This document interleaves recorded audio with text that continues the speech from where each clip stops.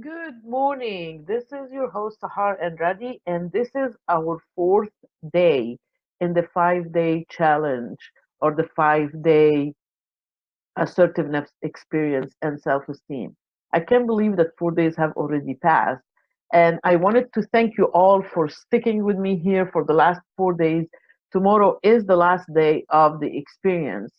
And I will let you know what we're going to do in February. I have something in mind to do for you on February as well. So let me start by saying good morning for those who are here. As a reminder, I just took 10 people this time, for this experience because I wanted to have more of a personal touch so I could handle all your emails and comments. Last night I answered everybody emails that came in. I also sent you the links for day 2 and day 3 videos so you can keep ahead and you can go and revisit them whenever you can because some of them had activities that you need to follow up. So good morning, Patty, Erica, Don, Marie, Mary, Jim, Sam, Rihanna, Sarah, Mona, and Bill.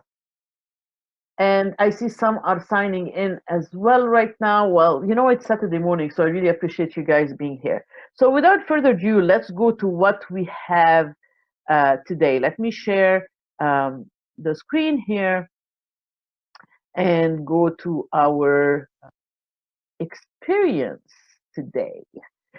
First of all, I can't even imagine that we are already 2019. So, like I said, welcome to be here. Yesterday, what we spoke about was what are the barriers to transformation one by one. And also, we started talking about personal change. We started saying that whenever we start to change an anxiety and stress issues in the body, because the brain function is to keep us where we are in our comfort zone, so it will protect us from whatever danger that is real or perceived in our brain.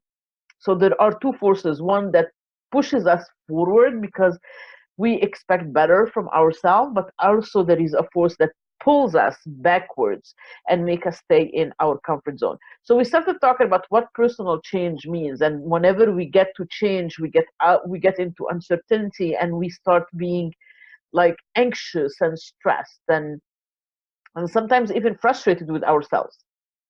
But also it's for our best, and each one of us has a different definition of happiness, has a different definition of success.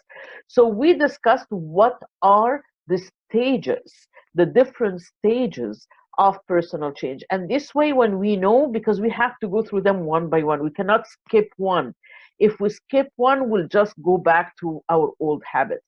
And we talked about the slips and falls, and we talked about maintenance and how to basically preserve what we achieved, that we can replace new bad habits with new habits that can become automatic within 21 to 30 days. That's what we discussed in the last 3 days. And as usual, I ask you, the question is like, are you reluctant to express your opinions? You find it difficult to refuse requests from others? Do you just go with the flow so you can maintain the harmony even if you don't believe in whatever is going on or whatever is said? Do you find that people take advantage of you, that you are taken for granted or neglected in any type of relationship? If any of your answers is yes, are in the right place.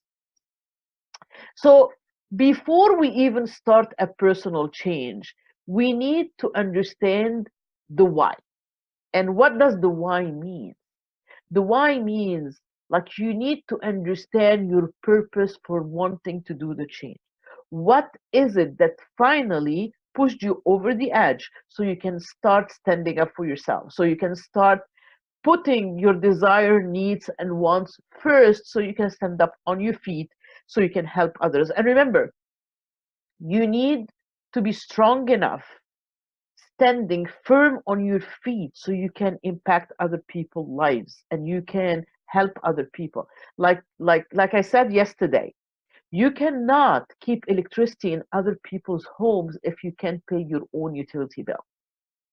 So you need to know that you are standing firm on your feet. And the first thing to do that, even before the personal change, you need to know why are you doing what you're doing. And when you know your purpose, your core purpose, why you're doing why you decided to change, you can guarantee your unwavering commitment to whatever you are going to do. Why are you doing what you're doing? Dig 5 levels. So why do you want to be assertive, for example? Because I believe that I have good opinions. Why do you think you have good opinions? Because I went through so much in my life that I want to share it. Why do you want to share it? Because I think I can help others. Why do you want to help others? Because I believe I can impact the life to the. Why do you want to do that? Because my passion is to coach people and take them to the other side where they can feel good about themselves, where they can feel self-confident and they have self-esteem. This is more or less the idea of the 5 whys. And also start understanding you are in a place where you are not assertive, where you don't stand up for yourself. What is your payoff? Whatever we have that are bad habits, if we smoke, if we overly eat, if we eat sweets, if we drink, whatever it is that we do that is not that good for us, there is definitely a payoff for us. It makes us feel a certain way. So we need to investigate what is that certain way that we feel when we are not assertive. What is our payoff? Nothing is done just like that. So these are questions that you need to dig deep before you even start your personal change. And without that, it will not happen. And that's why a lot of people have all these resolutions in the beginning of the year. And they start very enthusiastic, marching on like 1, 2, 3, I'm going to do it. But it doesn't happen. Why? Because they did not prepare themselves to whatever is going on. You need to start thinking, if I tried before to be assertive, I tried before to say no to people around me, but I couldn't. So start thinking why you couldn't, and you are the only one that knows the answer. If you're not honest with yourself, nothing will happen. So start thinking, what is your payoff? What is holding you back? What are you attached to that it's keeping you in place? Once you identify it, then you can stop it. So, for example, one of the reasons or one of the things that I heard from people that tell me, you know what, I can't say no to people because, for example, I'm doing this because I'm identifying with my family on this. And if I stop, if I don't go with their flow, even if I know I'm right, they won't love me no more. And who would I be if I didn't do these things anymore? Who would I be if I started voicing my opinions? It's like your whole identity became connected, that you go just in harmony with others, that you have your family around you, and it didn't matter if you're happy or not. Just to feel that you belong, this might be your payoff. So that's why you need to dig inside and find your own answers. And if you can do that, look for help, look for mentors, look for uh, friends that went through this, look for coaches. You know, what we talked about assertiveness, and part of what assertiveness gives you is self-confidence and self-esteem. So what is self-esteem? Self-esteem is when you can get through things, go through anything, knowing that you're going to be okay. Through difficult things, easy things, you know you're going to be okay. You trust your future self to know what you need to do when it comes to that, because you know inside of you that you are worthy, that you are enough, that you have the right to be happy. So in order for you to trust your future self, you need to trust your past self with the good, the bad, and the ugly. None of us had a 5-star great past life. We all had things that happened at a certain point in our life, and it's okay.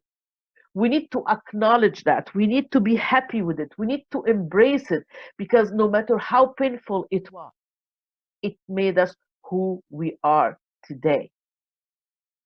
And through the past experience, We learn how to make it better today. And from the lessons that we learn today, we will know how to deal with tomorrow. So, self esteem is trusting yourself today, in the future, because you trusted yourself in the past. You need to recognize fear when it comes out. It's like all of a sudden, sometimes when I felt fear, it went to my stomach and I felt like my stomach was in knot. Fear manifests itself in different ways in different people. How does it manifest in you? Does your heart start palpitating? Do you feel like heat is going all of a sudden in your through your face? You become red. Do you start having sweat? Do you feel like there is a headache pumping in your head? How does fear manifest itself? Do you hear that your whole body shakes, or you get stuck, or you can think, or you panic? How does fear manifest itself in you? We all have fear's manifestation in different ways, or symptoms in different way. And if you notice, what I have been sharing with you for the last 4 years is basically to know yourself from the inside out, because we never have the time. We have the time for everybody else in our life, but we never have the time for ourselves to stop and know who we really are. I mean, if you were your friend, would you say that you know your friend inside out? But we spend all the time, and we take a long time to start knowing the people that we decide to have friends in our life.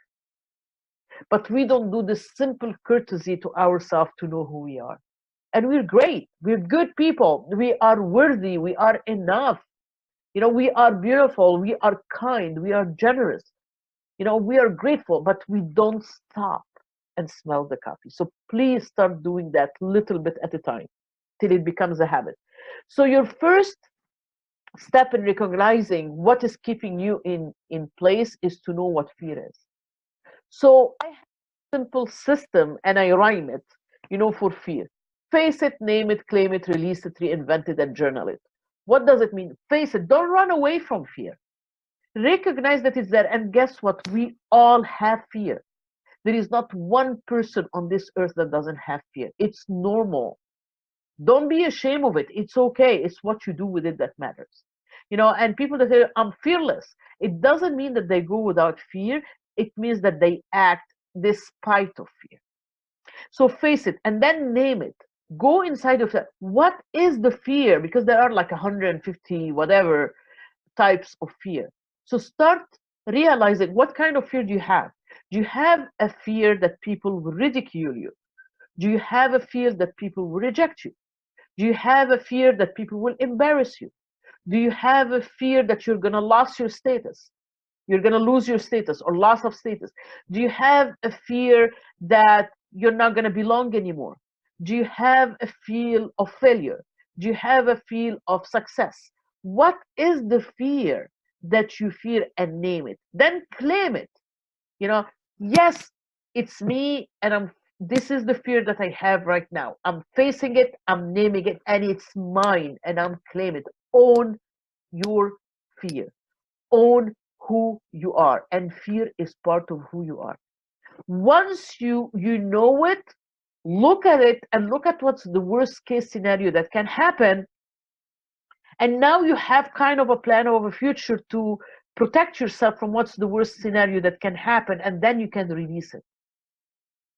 And then reinventing it, meaning get what you learn from your fear, that this is the worst case scenario, and start preparing for it from today. So whatever happens between where you are today and your worst case scenario is actually a win, because you are already prepared for it.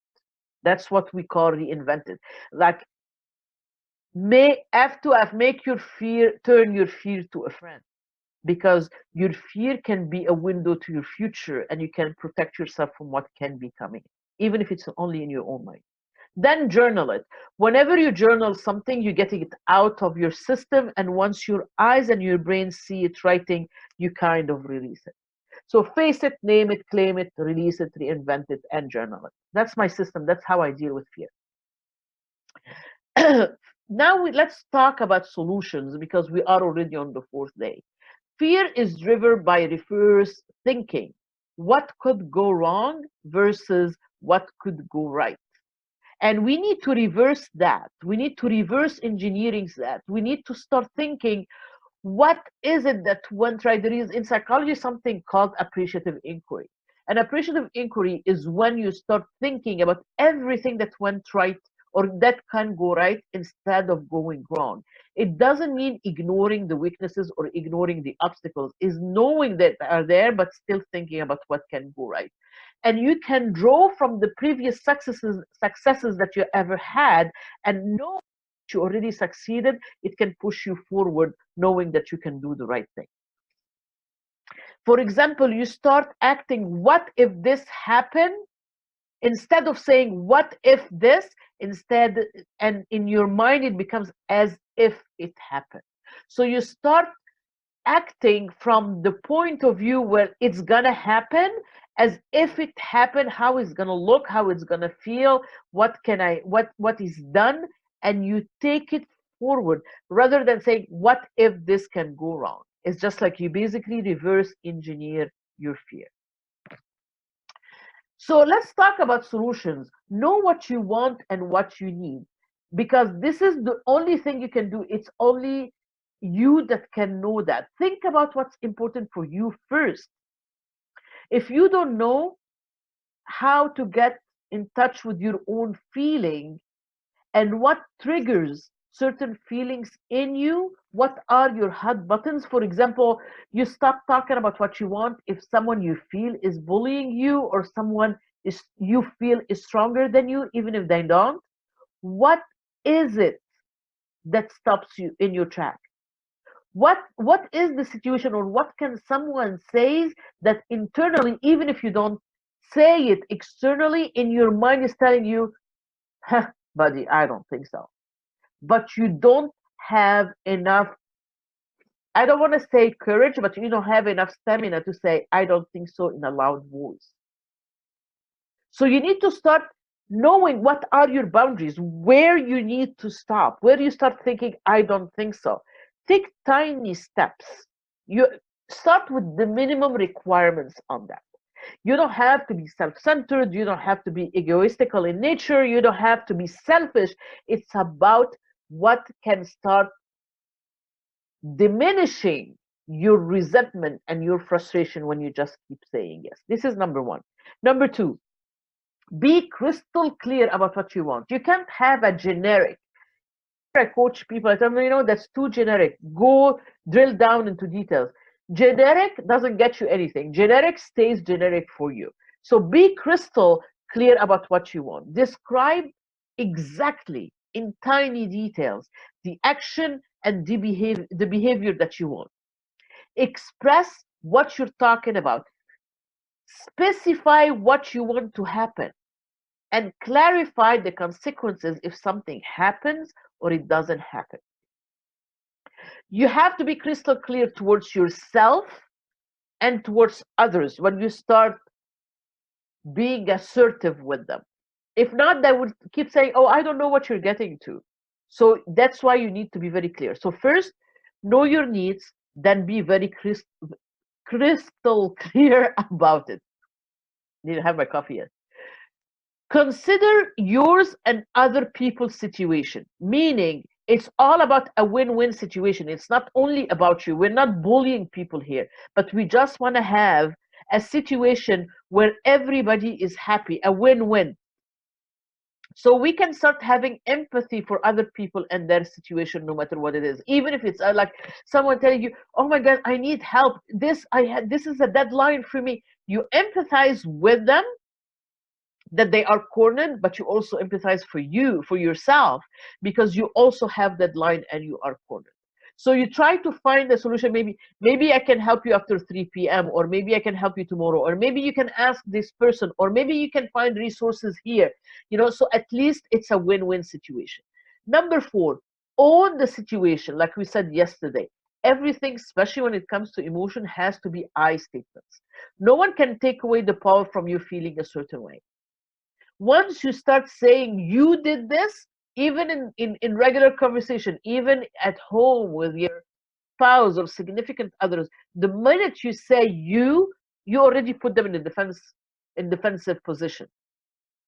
So start using I statements. I believe, I feel, I did. So you own the situation this way, and you take some weight from the shoulders of the whole situation, and you own that situation. Then you have stand your ground, meaning your needs are as good as other people's needs. Your needs are valid and they are yours. Own them and establish ground rules for boundaries. This is where boundaries become very important between you and other people.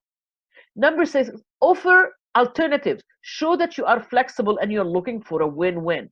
Meaning, like I said, the deadline thing. I can help you after 3, or I can help you tomorrow, or maybe you can ask that person, or these resources can help you. All these are alternative and show that you are flexible, that you're not just saying no for the sake of no, but something else is in the way. Number seven, keep calm. It shows that whenever you keep your calmness, is that you are self-confident. So how do you show that? Like we said before, assertive communication on day 2 is like you stand tall, open posture, you keep eye contact, and your tone is kind of assertive, like a certain level of tone that shows confidence, and also keep that personal space between you and the other person, boundaries. Number 8, there is a great way in assertiveness that we call the broken record. Meaning is like, you know how a broken record keeps going on and on and on. So it's about repeating yourself again and again till the other person gives in. And they say that human being usually give in after 3 times. After 3 times. So if you repeat yourself, your chances of getting what you want are better. Broken record is usually useful when you're dealing with someone in authority or not getting what you want, or people that like kind of like say no, no, no, no, because you just have to repeat yourself. It's really easy. And I'm gonna share something with you. I was returning something that was defective, and I went, and the person in customer service, you can tell that she was having a bad day. And no matter what I told her, she said no. So I told her, so she said, maybe you can, and I'm like, I just need to return it. We can, I just need to return it. With basically like a computer monotone, 3 or 4 times, maybe I just need to return it. And then at the end, she said, well, we can do that. So I told her, can I see a store manager? Well, the store manager is going to tell you the same thing. Can I see a store manager? Well, I can do what I said. Can I see a store manager? Well, I said, okay, are you a store manager? And she said, no. I said, so can you ask for a store manager? And guess what? She asked for a store manager, and guess what? I got the item returned.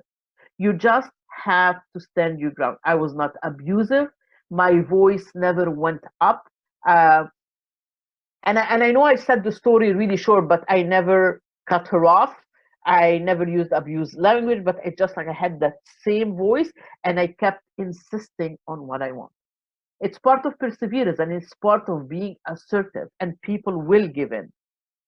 Number 9, saying no in a positive way, which we call fogging, or basically you put like a kind of a smoke mirror around you. So you listen for what the person is asking you, then you decide if you want to help, if you can do it, or you want to do it right now, or you don't.